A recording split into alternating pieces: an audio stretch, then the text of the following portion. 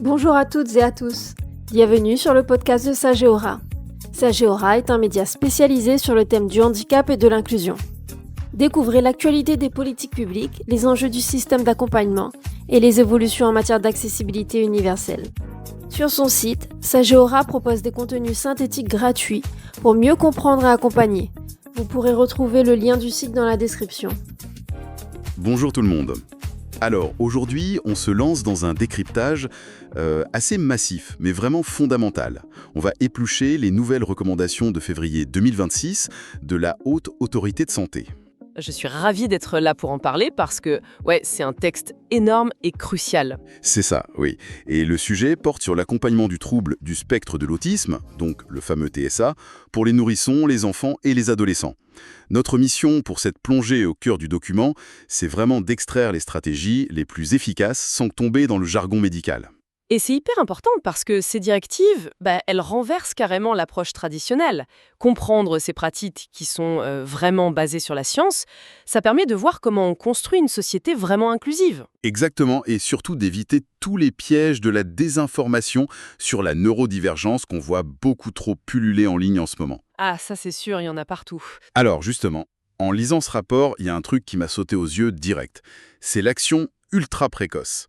Il recommande de proposer 10 heures d'intervention par semaine dès les tout premiers signes d'alerte chez un bébé. 10 heures, oui, c'est énorme. Avant même d'avoir un diagnostic officiel posé sur le capier.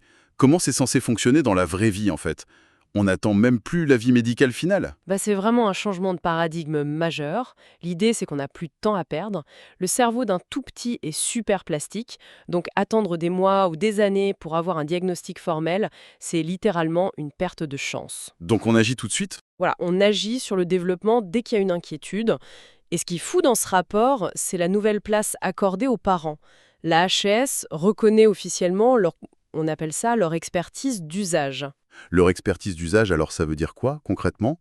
On arrête de les voir comme les simples exécutants des médecins à la maison. C'est exactement ça. Pour faire simple, ils passent de passagers à de vrais copilotes. Le système intègre maintenant la psychoéducation. Donc on les forme. On forme les familles concrètement pour comprendre le fonctionnement de l'autisme et adapter le quotidien. Mais il y a aussi des dispositifs de répit, parce qu'on a enfin acté que pour aider l'enfant efficacement, il faut impérativement éviter que tout l'écosystème familial s'épuise. C'est vital, ouais. Et en parlant d'outils concrets pour le quotidien, il y a un autre passage fascinant sur la communication alternative et améliorée, la fameuse CAA. Le rapport stipule qu'il faut absolument aucun prérequis pour la mettre en place. Aucun prérequis, c'est le mot-clé ici. Mais est-ce que ça brusque pas un peu les choses de donner une tablette ou un carnet de pictogrammes à un enfant super jeune ? Est-ce qu'il va être réceptif tout de suite ? La logique est totalement inversée par rapport au passé. Avant, on pensait qu'un enfant devait être prêt cognitivement pour utiliser ces outils. Aujourd'hui, les données de 2026 sont très claires. La communication, c'est un droit immédiat. Donc on n'attend plus du tout. Exactement. Que ce soit pointer des images pour demander de l'eau ou utiliser une appli vocale sur tablette, on lui donne les moyens de s'exprimer tout de suite. Ça réduit des frustrations immenses.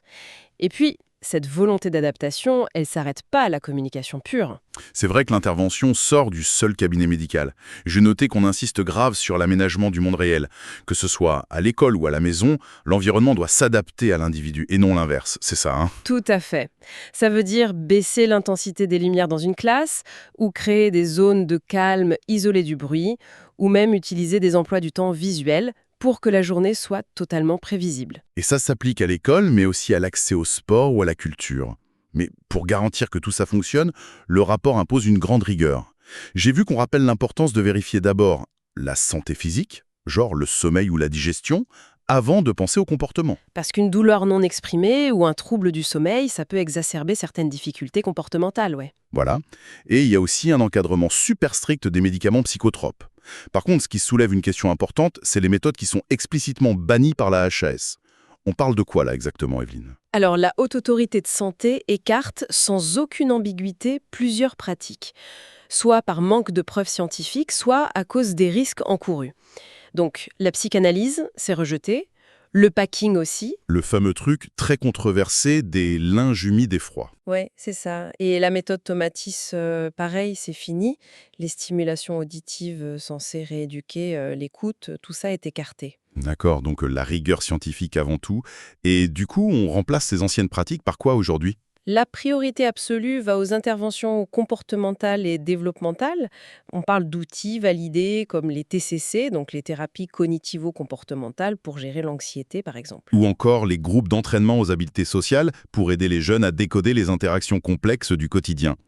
Donc, si on doit résumer la philosophie de cette exploration, on va clairement vers un accompagnement ultra précoce, scientifique et qui respecte profondément les choix de la personne. Dans une démarche de collaboration totale avec l'entourage de la petite enfance jusqu'à la transition vers l'âge adulte. Ouais. C'est une sacrée évolution. Et ça amène une perspective vraiment fascinante en fin de compte.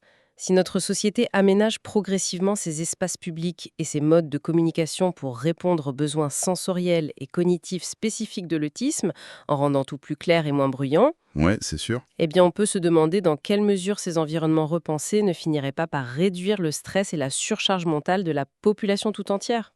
C'est peut-être ça le vrai bénéfice caché de l'inclusion. Si le podcast vous a plu, abonnez-vous et partagez-le. Sur son site, Sageora propose des contenus synthétiques gratuits pour mieux comprendre et accompagner. Vous pourrez retrouver le lien du site dans la description.